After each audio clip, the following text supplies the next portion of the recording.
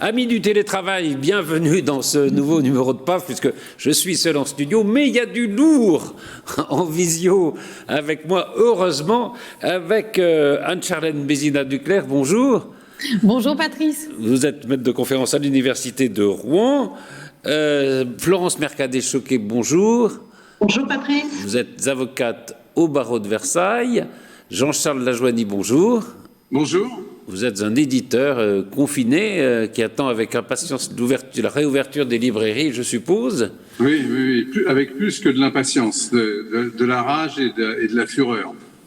Et alors, justement, il y a peut-être quelqu'un qui est avec nous, qui attend aussi avec impatience la réouverture de certains établissements. Ce sont les restaurants. C'est Franck Hidlot. Bonjour et merci d'être avec nous. Bonjour Patrice. Vous êtes restaurateur, donc vous êtes restaurateur à la Ruche, à Gambé et à la Table de Cybèle à Boulogne, deux formidables établissements, malheureusement actuellement fermés. Hein. Exactement, tout à fait, totalement fermés, pour l'un et pour l'autre. Et pour l'un et pour l'autre. Est-ce que vous faites ce qu'on appelle du click and collect, ce que les Québécois appellent le click et rapplique, c'est quand même plus joli.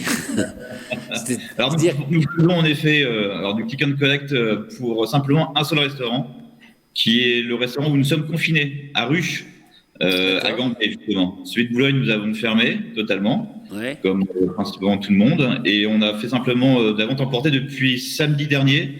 Donc là, c'est notre deuxième samedi où nous avons commencé la vente emportée. D'accord.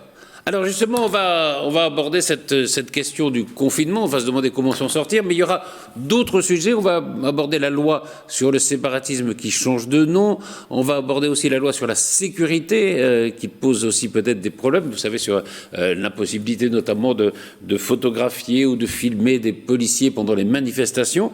Mais on va commencer justement par l'état des lieux de la situation.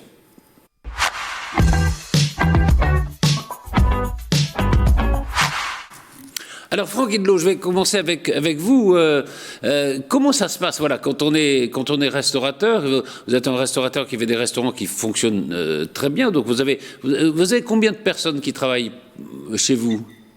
Alors sur les deux établissements, nous sommes à 14 salariés. 14 salariés, et du jour au lendemain, on vous dit faut fermer. Comment ça se passe très concrètement? Voilà, avec ce deuxième confinement, en fait, on sentait venir, donc on a pu faire une réunion avec nos salariés auparavant et anticiper entre guillemets à quelques heures près la fermeture du rideau, et donc tous nos salariés ont été mis en chômage partiel.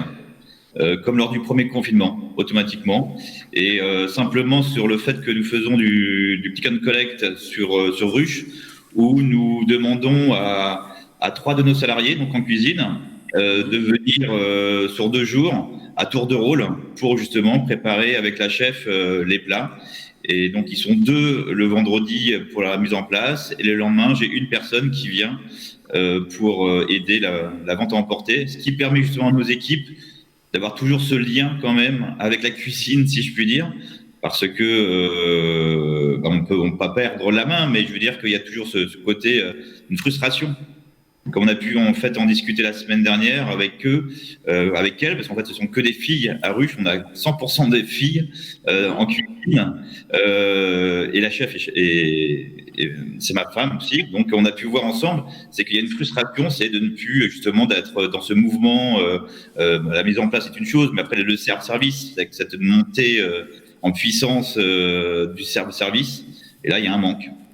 Il y a un manque évidemment. Alors, vous parliez du chômage partiel, ça fonctionne plutôt bien. Ah, ça fonctionne plutôt bien. Nous, on l'a eu en premier confinement et ça a été efficace dans le sens où, bien sûr, le restaurateur fait les avances des salaires et on est vraiment rapidement remboursé. Vraiment dans les 15 jours au grand maximum, on a le remboursement du chômage partiel.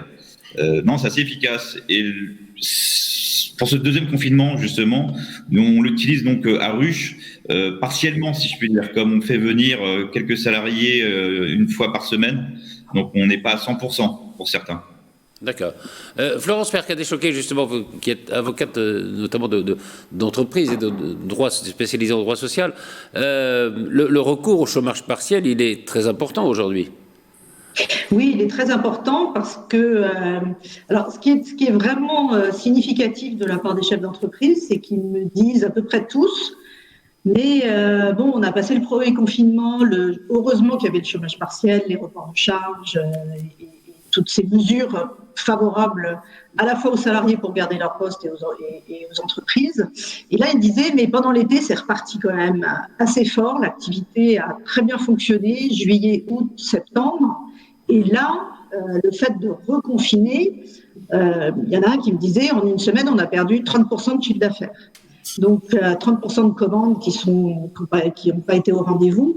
Et du coup, heureusement oui, qu'il y a cette mesure de chômage partiel.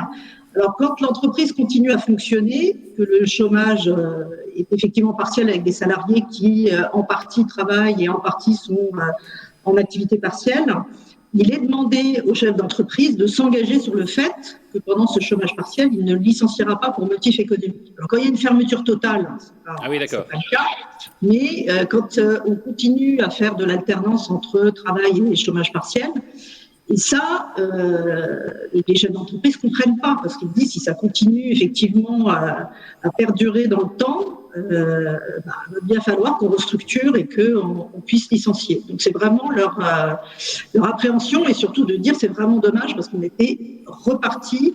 Et là, je pense que ça casse une dynamique d'activité économique, et je crains un peu le début de l'année 2021 avec un peu de casse sur à la fois sur les emplois si les entreprises déposent des bilans ou font des restructurations importantes.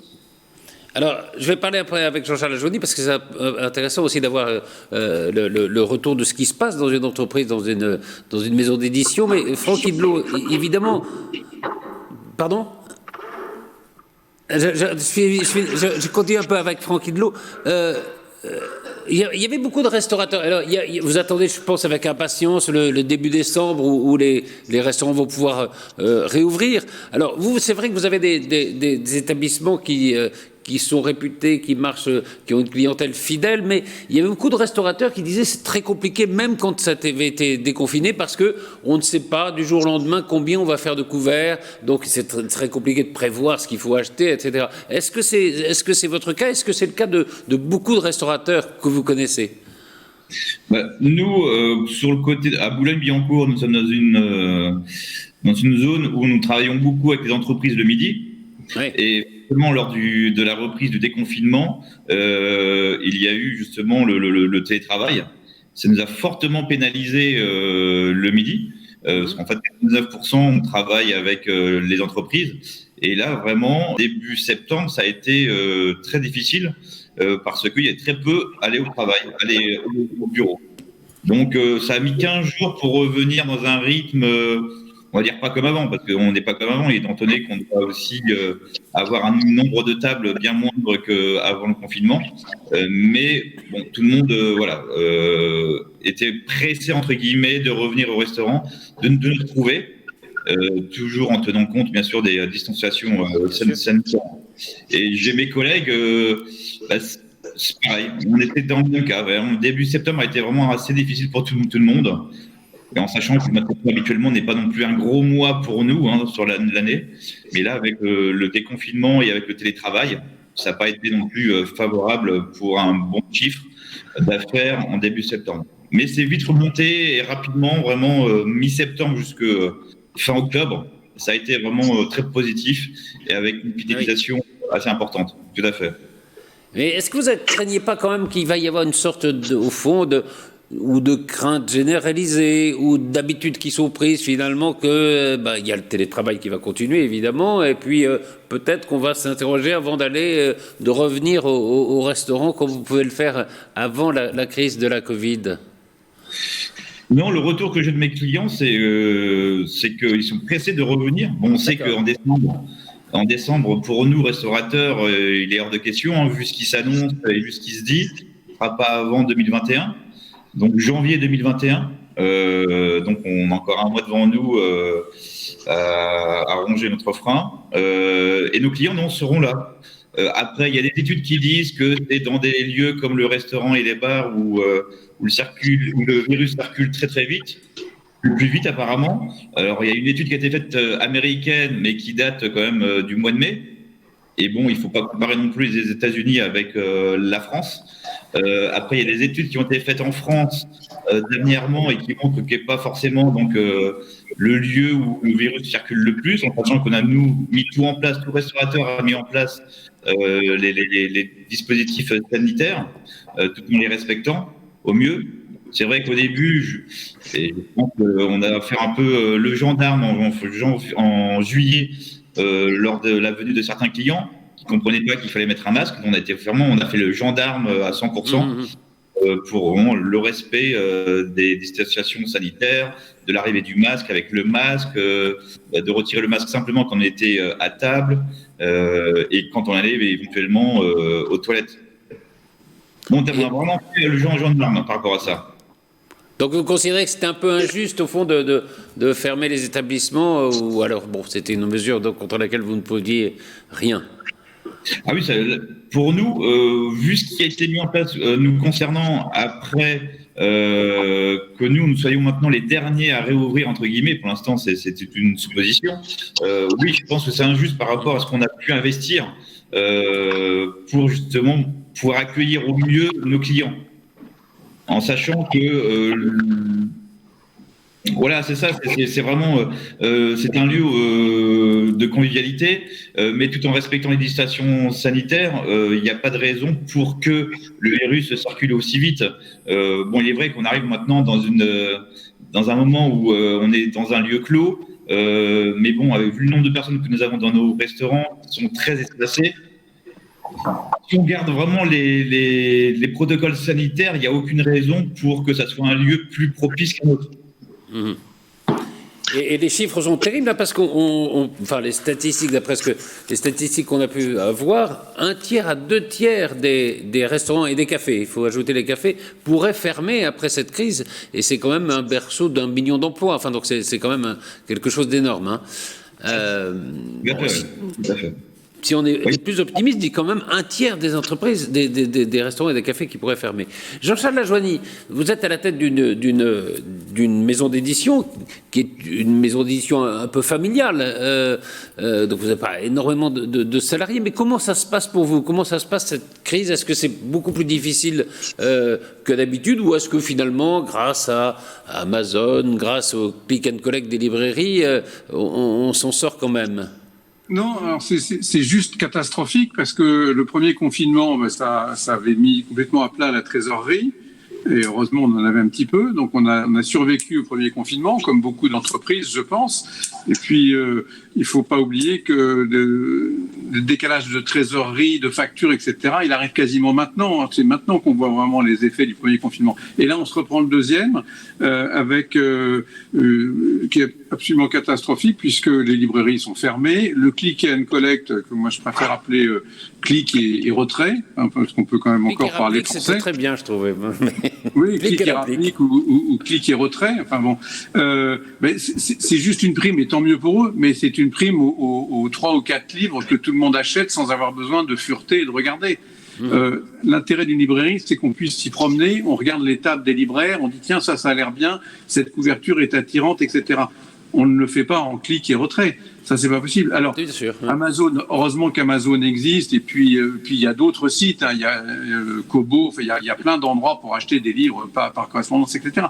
Où là, les gens ont un peu pris l'habitude. Mais c'est très peu, Et c'est ça la catastrophe. Et ce qui m'ennuie aussi, c'est la fausse image que les gens ont du monde de l'édition, parce que, bien évidemment, il y a ce sinistre éditorialiste sur France Inter qui se permet de dire que le livre n'est pas une denrée périssable. Alors, bien évidemment, le livre est une denrée périssable, parce que l'économie du livre et de toutes les maisons d'édition, les grosses comme les petites, est basée sur le fait de sortir des livres tous les mois.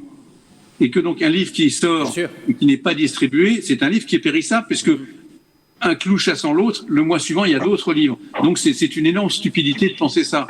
Les livres sont périssables, les libraires ne peuvent pas absorber en en une fois ce qui a été publié en 2 ou 3 mois. Donc c'est du gâchis, c'est des livres des écrivains qui ont travaillé pendant des années et qui voient leurs bouquins quasiment balancés en retour extrêmement rapidement. Donc c'est catastrophique. Puis enfin, je veux dire, le chiffre d'affaires s'écroule complètement. Est-ce que vous bénéficiez d'aide, de prêts? Oui, on a demandé un prêt garanti par l'État. Donc il faut dire que ça fonctionne très bien. Et c'est heureusement que ça existe. Mais je trouve qu'il y a quand même une méconnaissance totale de la part du gouvernement, notamment du Premier ministre, de ce qui est essentiel, de ce qui ne l'est pas. Le problème n'est pas de savoir si c'est essentiel ou pas. C'est si on imagine que dans une librairie, les gens font la queue, qui sont 400 dans chaque librairie, c'est qu'on n'a pas mis les pieds dans une librairie depuis le 19e siècle. Hélas, les gens ne font plus la queue dans les librairies. Donc, c'est pas là. C'est pas dans les petits commerces, on le sait bien. Enfin, j'enfonce une porte ouverte, mais bien évidemment, c'est une erreur d'appréciation magistrale, enfin, comme il y en a eu plein, comme ces chiffres fantaisistes qu'on nous a sortis, enfin, le président Macron qui parlait de 400 000 morts possibles. Enfin, je veux dire, on est dans une folie totale. Et de cette folie gouvernementale ridicule, et ben c'est encore une fois, c'est pas le gouvernement qui en pâtit, et c'est les restaurateurs, c'est les commerçants, c'est les entrepreneurs, c'est tout le monde. Mais c'est pas grave, l'honneur est sauf. On a évité 400 000 morts. On ne sait pas où Macron est allé les trouver, mais voilà. Et Gargamel premier, alors lui, il est carrément dans les choux. Enfin, il est ridicule. Je veux dire, quand on pense que c'est lui qui je termine juste là-dessus. Quand on pense quand même que c'est le Premier ministre qui était chargé du déconfinement, du premier déconfinement, et que c'est lui qui nous donne des leçons et qui nous tape sur les doigts comme si c'était un instituteur en disant « Vous n'avez pas été sage, vous n'avez pas bien déconfiné ». Mais c'est lui qui a organisé le premier déconfinement. Alors est-ce que c'est le mieux à même d'organiser le deuxième confinement et maintenant de nous dire comment on va déconfiner? Je suis plus que sceptique.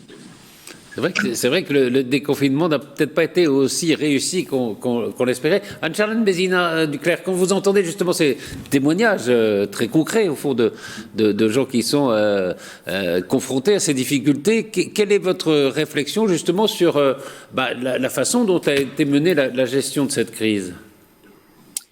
J'ai le sentiment qu'on est dans, de toute façon, un effet de balance. On vit aujourd'hui une politique qui est une politique de la médecine, c'est-à-dire qu'un médecin réfléchit avant tout en bénéfice-risque. Et c'est exactement la même chose qu'on nous impose en politique aujourd'hui, c'est-à-dire d'essayer de connaître à l'avance l'état de santé des Français, ce qui peut arriver, ce qui doit arriver, les prévisions sanitaires, et d'essayer ensuite d'organiser une vie collective et une économie autour de cela. Donc de toute façon, il y a des ratés, il y a une politique de la prospective qui ne peut pas être parfaite.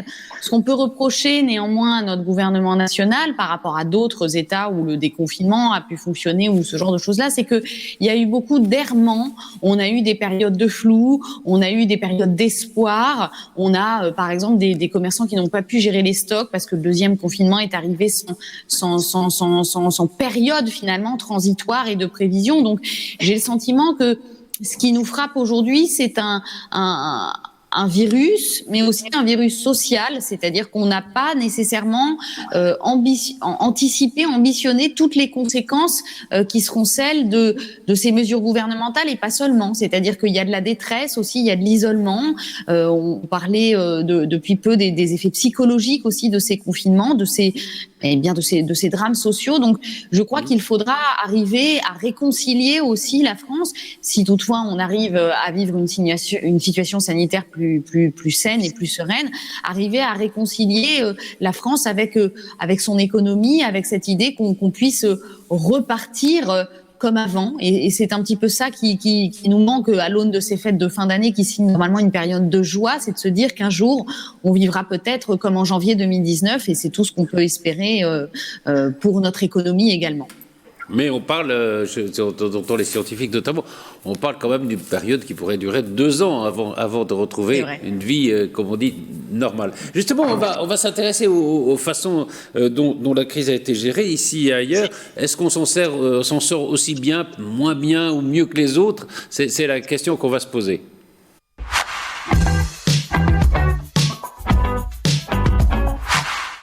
Alors beaucoup disent en effet que si on regarde l'Allemagne, si on regarde notamment la Corée du Sud, les chiffres sont assez incroyables. C'est-à-dire il y a à peine 400 morts pour 54 millions d'habitants.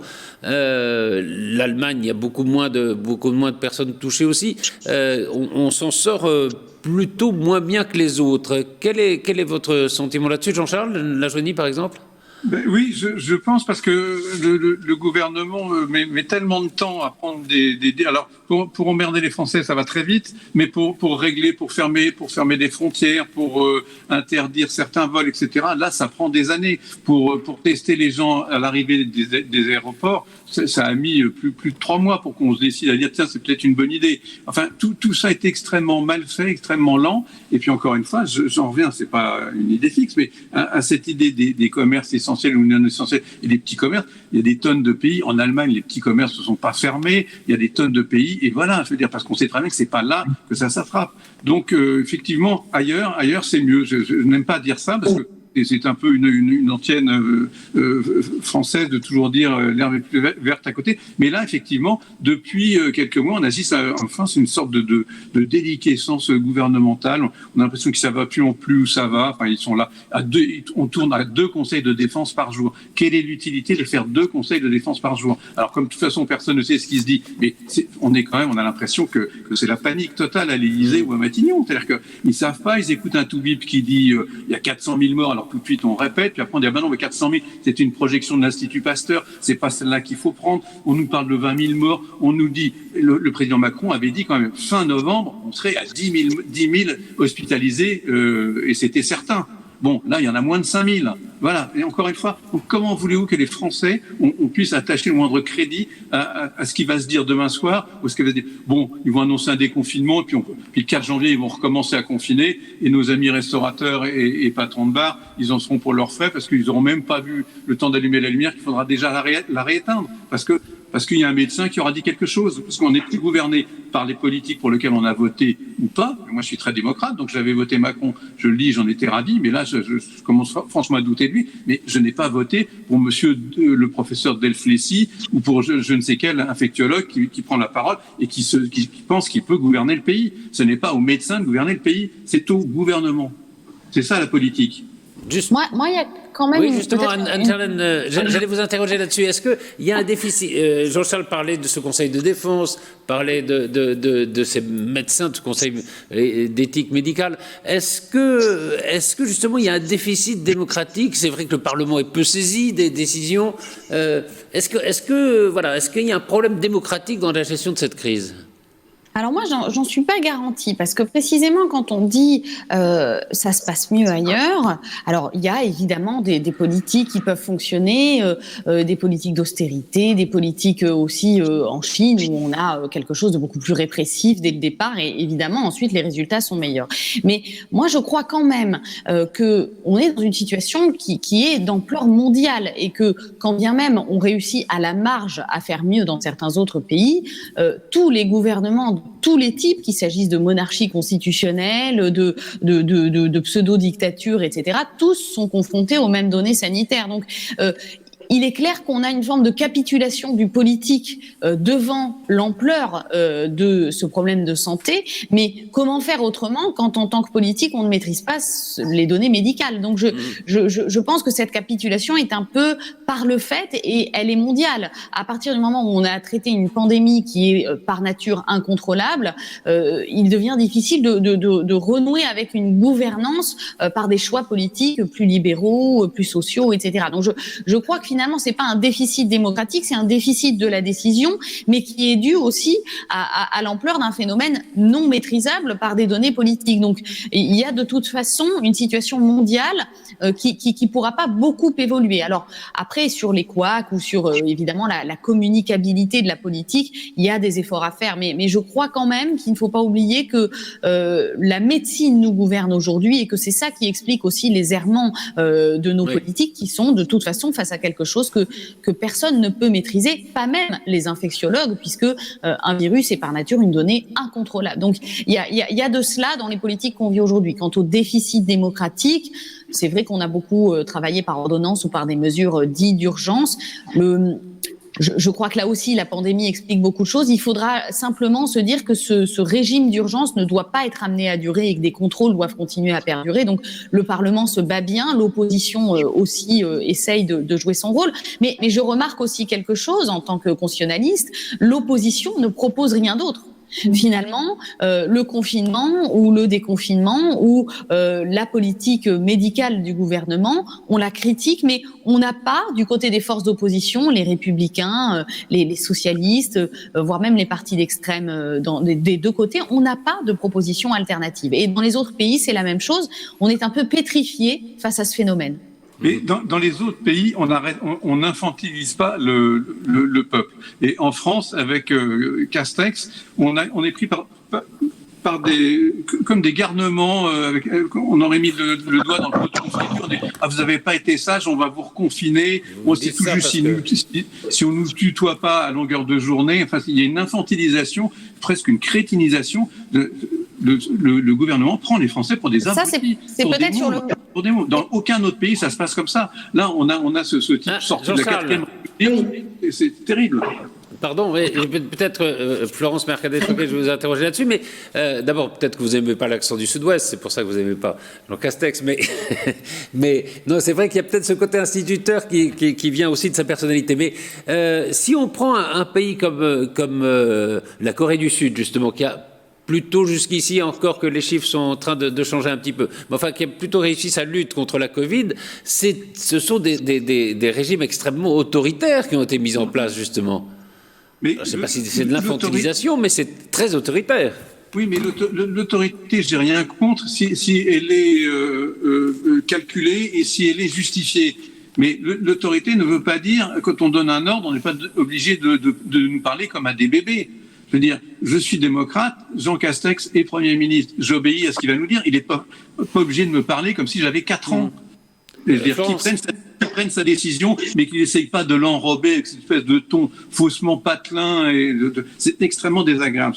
C'est en permanence d'être comme ça méprisé, tout insupportable. Alors confiné, oui, mais confiné et méprisé, c'est beaucoup. Franck Hidlot, vous avez l'impression d'être confiné et méprisé. Est-ce que vous regardez avec envie ce qui se passe peut-être à l'étranger, en Allemagne, dans certains pays où les restaurants, eux, n'ont pas fermé? Oui, tout à fait.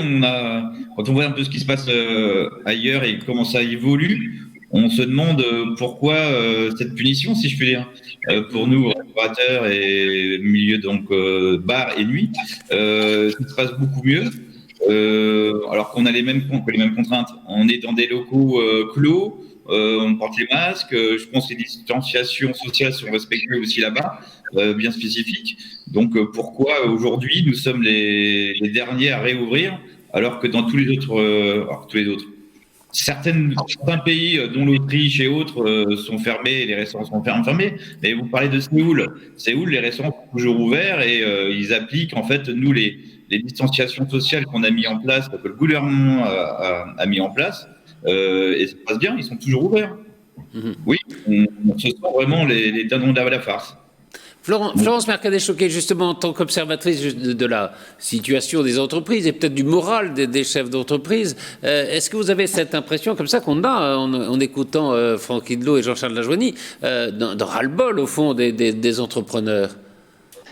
Ils en ont forcément ras-le-bol parce qu'ils voient le péril économique et financier de leur entreprise. Donc, ils disent oui, on peut peut-être pas faire autrement. Et pour ceux qui peuvent faire du télétravail et continuer à mener leur activité, ça va à peu près. Mais pour ceux qui ne peuvent pas faire de télétravail, alors ils font venir les salariés et encore faut-il qu'ils puissent mettre en place les mesures adéquates pour limiter les risques sanitaires.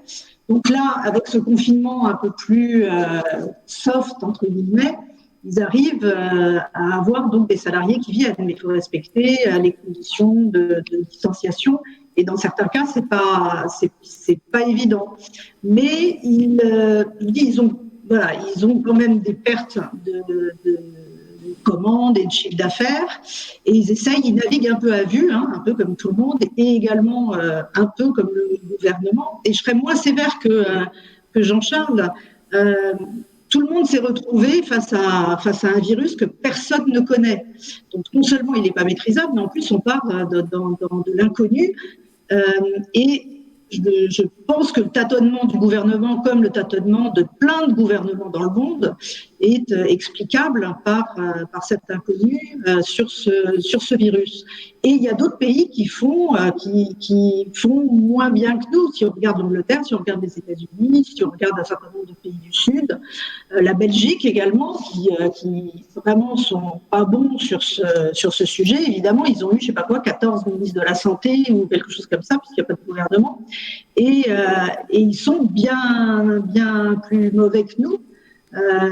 Et donc, je ne suis pas tout à fait d'accord pour dire qu'on est les plus mauvais de la Terre sur ce sujet-là. Et je suis tout à fait d'accord avec le raisonnement d'Anne-Charlène sur ce point de vue. Et je trouve que Jean-Charles est très négatif. Et surtout, je pense que, et ça, je vais peut-être lui poser la question, mais je pense qu'il y a des tas d'idées qui ont été développées en positif à partir de ce Covid, et notamment pour les libraires, il y a des plateformes qui ont mis gracieusement des liens pour les librairies, qui puissent mettre des sites sur ces plateformes et pouvoir développer et essayer de continuer à développer leur business. Et je pense que peut-être qu'à l'avenir, non seulement ils ouvriront, et j'espère bien rapidement, leur librairie, mais qu'en plus ils pourront peut-être utiliser ces moyens-là pour communiquer, quitte à mettre des vidéos, des explications sur des bouquins. Enfin, je pense qu'il y a plein de choses aussi à faire. Mais oui, il y a de l'invention. Il faut essayer d'en tirer quelque chose pour l'avenir. Écoutez, puisque vous parlez des librairies, Florence, ce fameux clic et retrait ou clic et rapide... Je ne parle pas du clic et retrait. Hein. Non, peu importe. Mais en tout cas, les aides pour les librairies, les plateformes, non.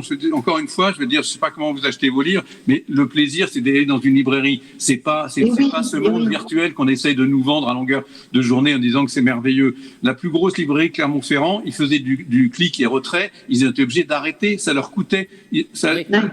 Tous leurs salariés étaient sur le pont, ils faisaient 20% de leur chiffre d'affaires seulement. Pour une grosse librairie, c'est impossible. Alors, pour une petite librairie de quartier qui, je veux dire, ok, 2 commandes par jour, c'est gérable. Ce n'est pas gérable, ce n'est pas la vocation de faire des commandes par téléphone comme les restaurateurs. Sinon, Monsieur Idlot aurait lancé un fast-food s'il avait envie de faire uniquement de la vente à emporter. Donc tout ça, c'est idiot. C'est idiot. Alors, on essaye de se rassurer comme ça. Mais pour en revenir juste une seconde sur ce gouvernement, que penser d'un porte-parole du gouvernement qui, à 8h du matin sur RMC, nous annonce un couvre-feu, et d'un Premier ministre qui, à 10h du matin, dit « Ah non, le porte-parole, ça n'engage que lui, il n'y a pas de couvre-feu. » Et c'est comme ça tout le temps. On nous annonce un possible déconfinement, il y a le ministre de la Santé qui dit « Non, on n'y est pas. » Et ce même porte-parole du gouvernement qui revient à l'attaque en disant « Non, surtout pas, il n'y aura pas de déconfinement, c'est pas pour demain. » Quelle cacophonie, enfin je veux dire, qu'ils fassent moins de conseils de défense et quelques conseils des ministres pour essayer de cadrer la chose. Je ne sais pas. Oui.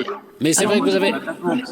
Mon propos, Jean-Charles, c'était pas du click and collect, c'est qu'aussi on peut avoir une librairie virtuelle où on peut naviguer de bouquin en bouquin avec un libraire qui vous donne qui peut vous donner des conseils, des fiches de lecture qu'on pourrait télécharger. Enfin, j'imagine, il y a des tas de choses à faire. Je vois par exemple dans mon métier, moi, je ne reçois quasiment plus les gens. On fait ça, on fait un Teams, on fait une visio, et c'est tout aussi bien que d'être en face à face. On prend notre temps et on fait des économies. Le client, il n'a pas à se déplacer. On est tout aussi efficace en visio. Évidemment, c'est toujours plus agréable d'être en face à face. Mais c'est plus commode pour tout le monde. Le chef d'entreprise, il n'a pas à venir à mon cabinet ou moi, je n'ai pas à aller dans l'entreprise. Et on travaille tout aussi bien. Et je suis travaillé sur des sujets particulièrement sérieux depuis le mois de septembre, sur des PSE avec 140 licenciements à la clé. Eh bien, on l'a fait en visio et on a été hyper efficace. Donc, là aussi, c'est un peu de l'économie de son temps. On reste efficace. Le CO2 descend. Enfin bon, je pense qu'il y a des idées à prendre là-dedans. Oui, mais cette société... Je ne parle pas du gouvernement, là, je parle des initiatives. Mais cette société que vous semblez appeler de vos voeux, elle est horrible. Il n'y a plus de lien social, il n'y a plus rien. Mais qu'est-ce que... Mais on va parler alors... On va parler de la sortie de la crise dans un instant. Je voudrais justement rebondir sur ce que vous disiez sur la librairie de Clermont-Ferrand avec Franck Guidelou, puisque vous, même à Ruche, donc vous faites des choses à emporter. Est-ce que, alors c'est un moyen de continuer votre activité, mais au fond, est-ce que c'est rentable ou est-ce que c'est compliqué économiquement de faire ça? Alors, c'est simplement pour apporter un service à nos clients et pas qu'on se fasse oublier, en sachant que Ruche est ouvert depuis 1 an uniquement. Oui. Donc, on a fait un lien avec nos clients depuis 1 an et qu'on puisse fermer comme ça du jour au lendemain. On voulait vraiment garder le lien avec nos clients à minima. Et je peux vous dire, oui, non, c'est pas rentable. Nous, notre métier, comme dit M. Johnny, nous, c'est apporter un service. Une assiette bien présentée, avec du goût, avec une convivialité. Notre métier, c'est pas de faire du fast-food, si je puis dire, de faire de l'emporter. C'est pas notre métier du tout. Et c'est vraiment de bien spécifique. Et c'est pour ça que la chef le fait simplement ici à Gambet, parce qu'elle veut avoir une maîtrise totale des plats. Il y a bien des cuissons bien spécifiques. Totalement différent, en sachant que nous, initialement, à Gambet, on est plutôt sur de la gastronomie, si je peux dire. On ne peut pas faire de la gastronomie dans l'entreprise. Ça n'a rien à voir. Il faut s'y accrocher en gardant le produit au maximum, mais on ne peut pas apporter ce service que l'on faisait avec nos clients sur place. Donc, c'est pas rentable du tout. C'est vraiment simplement pour garder le lien avec la clientèle et aussi avec nos salariés. Malheureusement, on doit les faire tourner simplement 2 jours par semaine. Mais non, c'est pas le plus rentable. En sachant que, comme je vous ai dit, on est ouvert depuis 1 an. Donc, forcément, nous avons nos partenaires financiers qui sont des banques. Tous les mois, j'ai des prêts que je dois rembourser. Donc, ça me permet de participer au remboursement et de ne pas trop taper dans la trésorerie. Alors que celles-ci font comme l'âge au soleil actuellement. Mmh. Oui, donc on comprend bien, voilà, c'est intéressant que vous racontiez ça parce que ça revient un peu à ce que disait Jean-Charles sur le click and collect dans les librairies. Bon, c'est un pis-aller, quoi. C'est pas une solution, c'est pas un remplacement de l'activité que vous aviez avant, de toute façon. Alors, je voudrais qu'on aborde un peu 2 questions sur la sortie de la crise. Comment on va sortir de la crise ?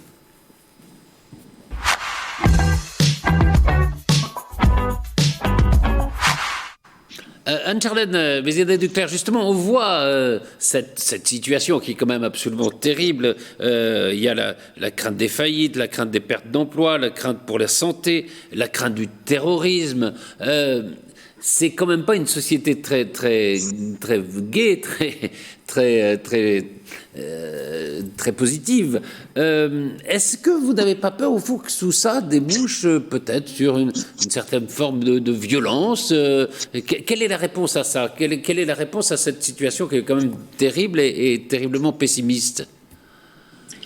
Je crois que la réponse va là aussi dépendre des données virales. C'est-à-dire que plus vite on arrivera à retrouver une convivialité, une vie sociale, de la chaleur, des restaurants comme celui de Monsieur Hidlot, plus on pourra lire des livres aussi, plus on pourra être heureux d'être ensemble. Il y a, à mon avis, de toute façon, quelque chose qui va dépendre de la sortie de crise et aussi de la manière dont on va gérer cette économie de la sortie de crise. Vous prenez par exemple l'exemple chinois, la consommation a été très vite incitée par le gouvernement et il y a eu une reprise économique qui a été quasiment immédiate. Donc, ça va dépendre. L'économie, elle dépend du moral. Donc, à partir du moment où l'avenir de santé s'éclaircira, j'ai tendance à penser que le reste ira également. Alors après, comme vous le dites, la fracture sociale, pour reprendre l'expression de Jacques Chirac en 95, qui est cruellement d'actualité, elle aura peut-être plus de mal à reprendre. Mais moi, je pense aussi que cette fracture, elle est due à une période de dépression économique, dépression sociale, etc. À partir du moment où il y a une reprise, pour moi, il y a beaucoup d'économistes qui disent que cette crise pourrait tout à fait être une crise en V, c'est-à-dire si les données virales peuvent très vite être contrôlées, on peut très vite remonter. Donc ça dépendra, encore une fois, de cette sortie. Si on arrive à sortir par le haut, à mon avis, ça aidera quand même à reconstruire l'édifice social. En un mot, Florence, Jean-Charles et Franck, plutôt optimisme quand même sur ce qui peut se passer d'ici quelques mois, après, si jamais le vaccin notamment est trouvé, etc. Je suis très pessimiste parce que de toute façon, les Français sont, pour des raisons assez curieuses, fondamentalement contre le vaccin. Donc, voilà, un pays qui se vaccine pas, on sait ce que ça donne. Hein, la recrudescence des cas de rougeole, maladie qui avait disparu parce que les gens arrêtent de se vacciner. Donc, pour le vaccin, on verra. Mais ensuite, encore une fois, c'est pas juste de la déprime. Il y a des gens qui ne pourront plus payer leur riz. Il y a des gens qui ne peuvent pas payer leurs salariés. Il y a des gens dont la boîte va fermer. Il y a des gens qui vont se suicider. Oui. Et alors moi, je dis chapeau aux Pakistanais qui, il y a quelques mois, avaient dit au Pakistan, nous, oui, le Covid, c'est sûrement très grave, mais on préfère mourir éventuellement de la Covid si jamais on l'attrape. On a assez peu de chance que de mourir de faim, ça c'est certain, si on ne peut pas nourrir nos enfants. Donc on repart travailler vis-à-vis du gouvernement, c'est sympa votre confinement, mais nous on va bosser parce que sinon on meurt de faim. Parce que le Pakistan n'est pas la France, c'est pas tous ces accompagnements sociaux. Mais voilà, donc je suis extrêmement pessimiste. Et puis moi encore une fois, en parfait démocrate, j'écoute mon gouvernement qui tous les jours me dit ne vous réjouissez pas, la troisième vague arrive. Donc oui, on parle d'un troisième confinement. C'est un gouvernement qui veut déprimer le monde. C'est-à-dire qu'on parle de la troisième, on dit et après la troisième, il y aura la quatrième et le vaccin ne sera pas tout. Et de toute façon, on est parti et au mieux, le président de la République nous parle éventuellement peut-être prendre des vacances fin 2021, un Noël normal. Enfin, c'est juste une catastrophe. Franck Idlot, pessimiste plutôt ou optimiste ? Alors moi, j'ai un caractère plutôt optimiste, même après avoir passé ces deux confinements avec tous les problèmes, on va dire financiers, sociaux vécus, et que l'on vit encore. Je suis optimiste pour 2021. Alors après, comme disait Monsieur Lajoigny, le vaccin ne fera pas tout. Quand on voit les sondages qui disent que 50% des Français veulent se faire vacciner et d'autres pas. Donc, non, je suis plutôt optimiste, pardon, c'est un lapsus, optimiste par rapport au business et par rapport aussi à la société. La France a quand même, le Français a une joie de vivre quand même. On est latin, on veut sortir, on veut retrouver ce qu'on a vécu auparavant. Alors peut-être ça sera différent, bien sûr, ça c'est sûr, mais il faut aller de l'avant. En espérant justement que les chiffres puissent être, ne soient pas aussi horribles que l'on dise. C'est-à-dire que au niveau des entreprises qui puissent fermer et autres, on a la chance entre guillemets, et ça c'est d'être aidé aussi par l'État un minimum. Moi j'ai ma femme donc qui est chef, qui est américaine. Veut dire qu'elle préfère être en France qu'aux États-Unis aujourd'hui. Elle est en France, donc elle adore la France, mais vu ce qui se passe dans son pays, elle préfère être en France. On a quand même des aides du gouvernement avec le PEG ou autre, alors, qui est un prêt, donc à rembourser, mais on a des aides à côté qui permettent de vivre, de survivre et d'essayer de passer cette période très difficile. Donc, nous, avec ma femme, je ne vous cache pas qu'on a d'autres projets encore pour rebondir et essayer de rebondir au mieux. Mais je pense qu'il faut avoir plutôt une vision optimiste, sinon on prend le mur et puis voilà. Cool. La santé est là, c'est le minimum, aussi bien physique que mentalement. Il faut la voir, il faut résister, nous sommes vraiment en résistance. Voilà, il faut résister. On va conclure là-dessus sur ce chapitre. Oui. Alors, je peux juste dire une petite chose. Je voulais juste dire que M. Idlot est un vrai chef d'entreprise. Que les chefs d'entreprise veulent rester optimistes et veulent développer malgré tout. Et ils veulent trouver des solutions alternatives et ils baissent pas les bras. Donc les chefs d'entreprise, comme M. Idlot, pensent à ce développement. Et moi, je ne serais pas du tout pessimiste comme Jean-Charles, mais le problème de la communication en France, c'est qu'on parle toujours des trains qui arrivent en retard. Et il y a peut-être des communications plutôt positives.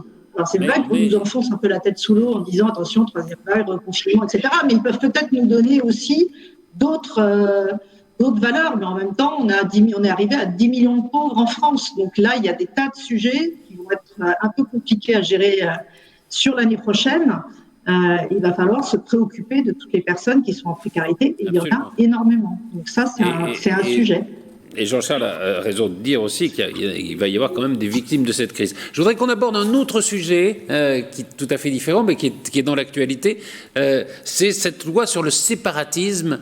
Et je crois qu'Anne-Charlène Vézannet-Duclercq va nous expliquer de quoi il s'agit.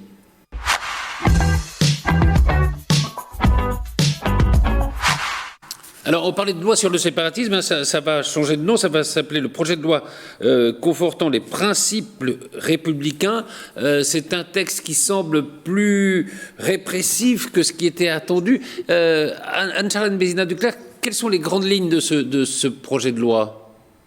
Alors rapidement redire que ce projet de loi est un projet de loi qui répond au discours présidentiel des Mureaux, qui était un discours donc, justement contre les séparatismes et qui avait pour objectif de remettre la laïcité en quelque sorte au goût du jour. Alors le projet est ambitieux puisque c'est un projet qui risque même d'être un peu de ces projets fourre-tout des gouvernements qui répondent un petit peu à ce qu'on avait pu appeler les lois du 20h, c'est-à-dire que le post-Samuel Paty, le post-attentat terroriste du mois de novembre n'a sûrement pas réussi à cette loi qui finalement va concerner beaucoup de pans de notre vie. Alors d'abord, la première chose, c'est la création du délit de répression de la haine en ligne qui revient à finalement un délit de mise en danger de la vie d'autrui et de la vie privée d'autrui, mais sur les réseaux.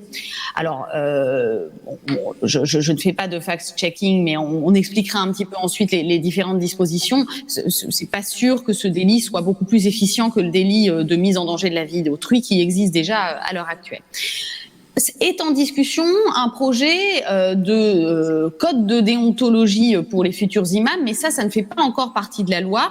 C'est à l'occasion des discussions sur cette loi qui sera déposée en décembre que le CFCM, le Conseil français des cultes musulmans, est consulté notamment pour savoir comment seront formés les imams et s'ils ne pourront pas être amenés à signer une forme de charte du respect des principes républicains. Mais les autres mesures les plus importantes sont sûrement les mesures relatives à la gestion des cultes, c'est-à-dire qu'on va toucher à cette fameuse loi de 1905 qui est la loi de séparation des cultes et de l'État, en essayant, même si ça n'est pas encore complètement abouti, en essayant de faire entrer les mosquées et tous les organes du culte musulman dans cette loi de 1905 et non plus dans la loi sur les associations.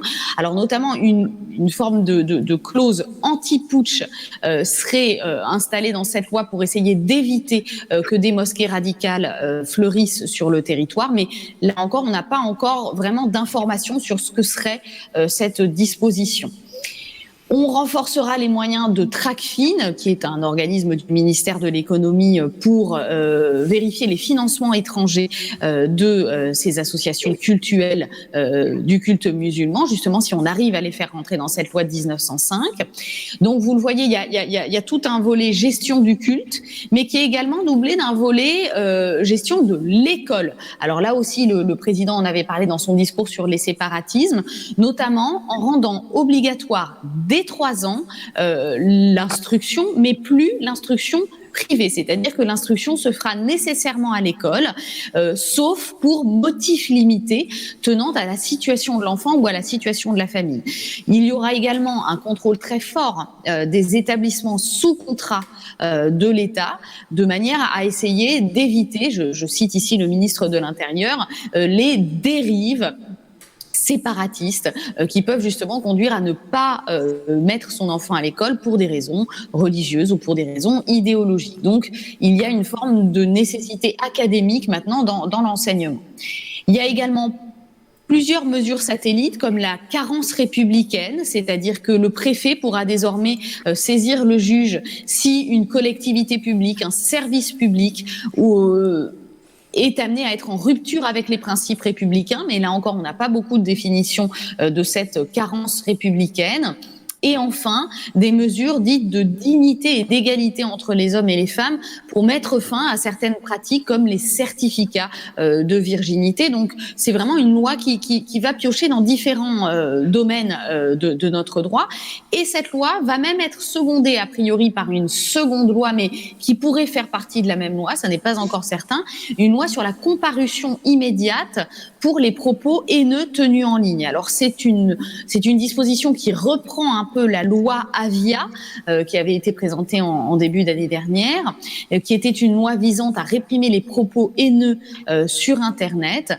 Et cette loi Dupond-Moretti, donc nouvelle mouture, ne devrait plus être une loi sur les propos de presse, mais devrait simplement changer la manière de gérer ces délits, c'est-à-dire qu'au lieu d'avoir un procès qui s'ouvre avec une enquête, il y aurait une comparution immédiate des personnes qui seraient considérées comme tenant des propos haineux. Alors attention, ça ne concerne pas les médias, et ça risque, a fortiori, de ne pas concerner non plus tous les réseaux sociaux. Donc là aussi, des ajustements. Rajoutons un dernier point, c'est que ni cette loi sur les propos haineux, ni cette loi sur les principes républicains ne sont encore discutés par notre Parlement. Donc on est dans la phase des arbitrages, et il y aura encore évidemment beaucoup de choses qui seront à régler d'ici là. L'avis du Conseil d'État et surtout la discussion de l'opposition qui risque de changer quand même la physionomie de ces textes. Merci beaucoup de cet éclairage formidable, parce que voilà, on comprend. Alors, donc c'est une loi très large, si je peux résumer, enfin avec beaucoup d'ambition, mais peut-être justement encore un peu trop large pour savoir si elle sera efficace ou pas. En gros, c'est ce que vous dites. Je vous trahis pas si je dis ça. Alors, si je veux donner mon avis de juriste, je dirais que malheureusement, le problème de cette loi, c'est qu'elle tape en effet très loin, elle est très large, mais elle reprend beaucoup de dispositifs qui, en réalité, existent déjà, comme notamment cette carence républicaine qui existe déjà, le fait de soumettre les services publics au principe de laïcité existe déjà depuis le 19e siècle. Donc, on réaffirme des principes dans une optique justement de réassurance de la population, mais finalement, même les nouveaux délits qui sont créés ont plus ou moins déjà du socle en France. Donc il y a une ambition politique qui est à la fois contrecarrée par le fait que beaucoup d'outils existent déjà. Certains d'entre eux sont aussi trop ambitieux. Donc, à mon avis, le projet de loi final ne ressemblera pas aux ambitions actuelles, et c'est pas garanti que ce texte finalement obtienne de l'efficacité. C'est plus ça le danger, à mon avis. Quelqu'un veut un commentaire là-dessus, ou on passe, parce qu'il y a aussi la loi sur la sécurité globale sur laquelle je voudrais bien un petit éclairage sur les images des policiers, sur la loi sur le séparatisme. Vous avez, Jean-Charles, vous voulez?